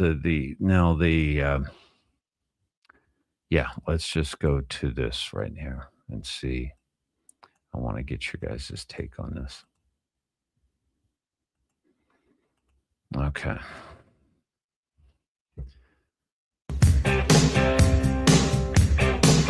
Okay, I can't play the music. Let me take it one. Why can't I control this? I can't stand Instagram. On June 24th, The following will happen simultaneously. Trump will address the nation live from a stage built on a national mall, not a press conference, a rally, the largest domestic audience since January 6th, which is 90-foot steel structure called the Claw will be completed on the White House South Lawn, an arena built for combat on the grounds of the presidency. The Freedom 250 concert series, originally planned for 16 days, was sabotaged.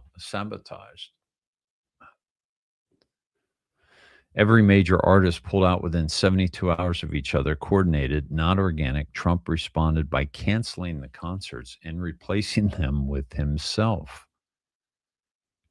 which is genius. They tried to silence the celebration, but they will not. It's exactly 10 days before July 4th, 2026, the 250th anniversary of the Republic, the semi-quincentennial, the only one any living person will ever witness. 10 days, the same window used for the emergency broadcast system, national test protocol, the same window required by executive order for public notification before a major federal action takes place. This is, by the way, by TikTok Gen X for Freedom 7. The $250 bill, which with his face was approved this month. The 24-karat gold coin with his face was signed this month. The White House East Wing demolished this month. The Rose Garden removed this month. A combat arena erected on the South Lawn this month. Everything that defined the old structure is being physically torn down. Everything. You are watching a transition of systems disguised as a birthday party. The artists didn't leave because of politics. They were told to leave. Again, script. The event was never meant to be a concert. It was meant to be a declaration. June 24th is the announcement. July 4th is the activation. Between those 10 days, the EBS will not be a test. The Republic does not turn 250 under the old system. You were given the date. What you do with it is up to you. Okay. So thank you for that. Yeah, what do you guys think of that? Now, I know that it's the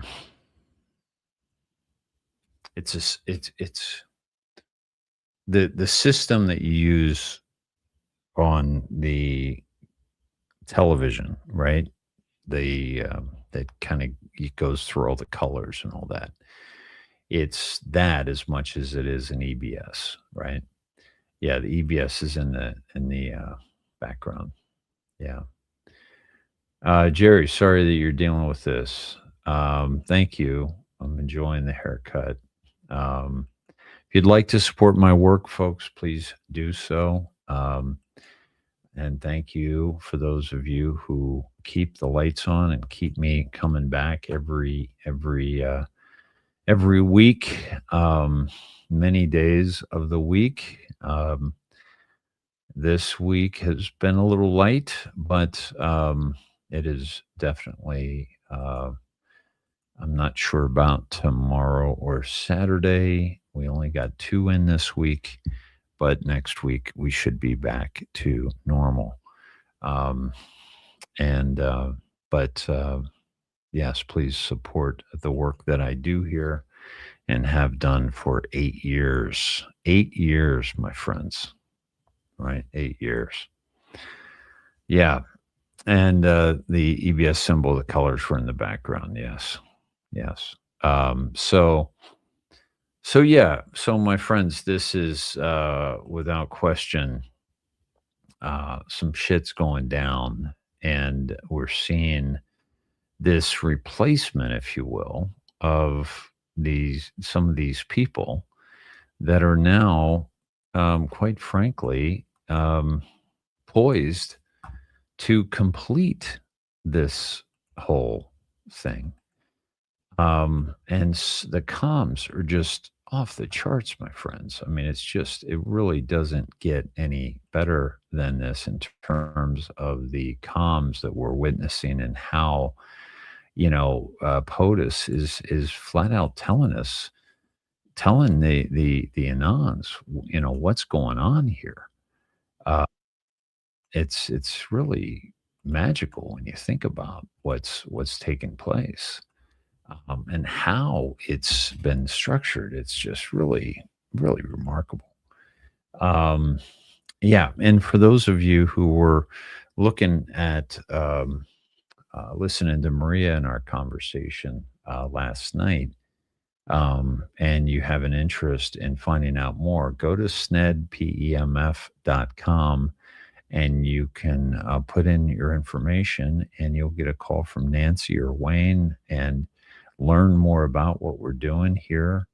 Nancy, if she wants to post her phone number, you can call her directly. But yeah, it's fantastic. And I mean, I think it's part of the reason for my headache is because I didn't hydrate. And so when you use the PEMF device in the terahertz, it's moving so much blood and activating your cells that you really do need to fuel those cells with water in order to, keep your body in a really, really good place, which I did not do effectively. So I will tell you that.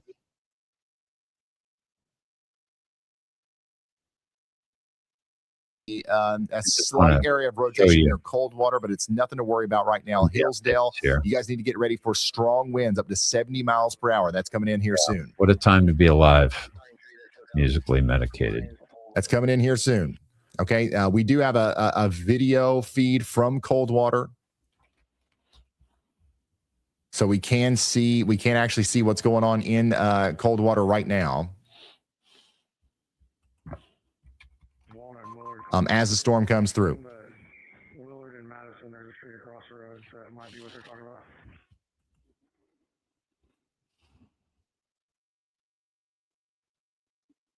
Mm-hmm.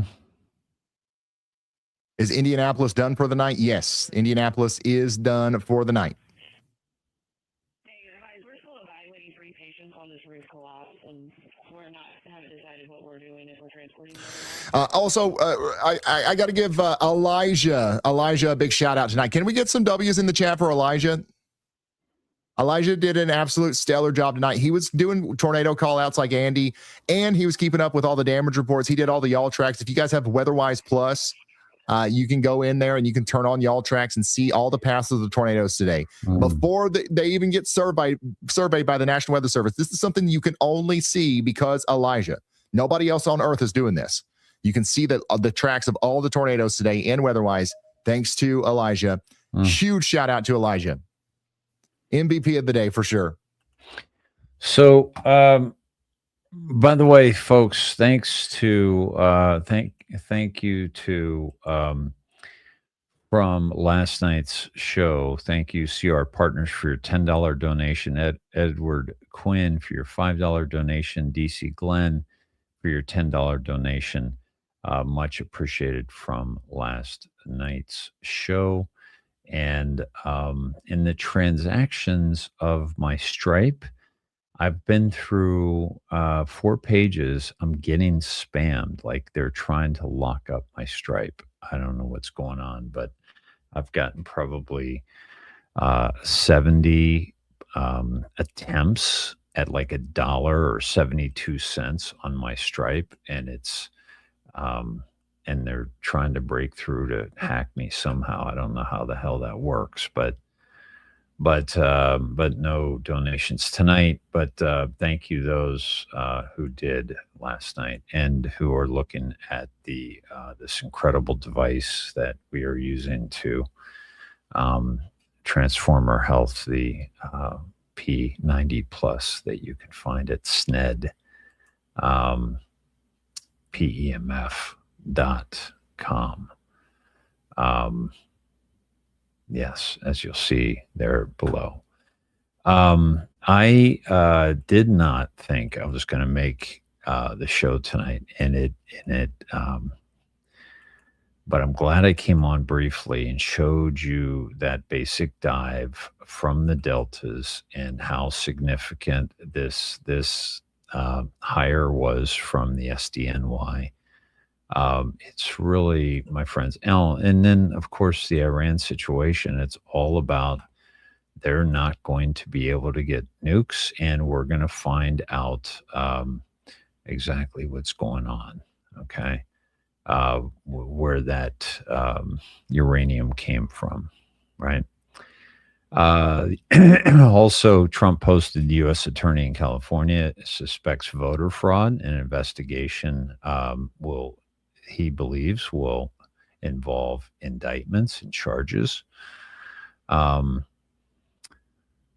Congress passed the immigration funding bill, okay, helping President Trump. And they're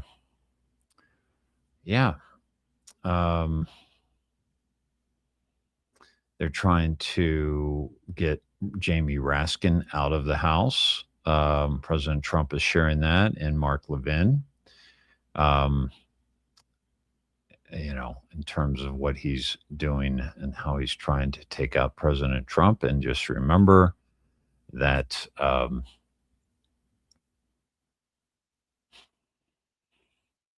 just remember that Trump is safe from impeachment. He's 100% insulated, which was just on today's Delta as well. My friends, thanks for being with me. Thanks for the prayers. It's just a headache. It's no big deal, but it's just really got me off my guard here, off my game, if you will. Thank you to those who came tonight and are sharing out or supporting this Truthcast. I'm in the 1700s at this point, folks. I don't know how many, but 1700 shows. This has been just an incredible journey together, and I thank you for being on it with me.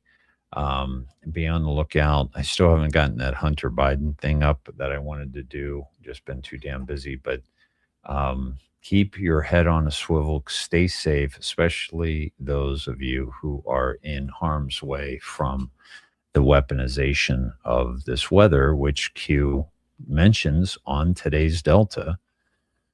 So, be safe, and much love to you. And thanks for being with me this evening. God bless you all. Be well.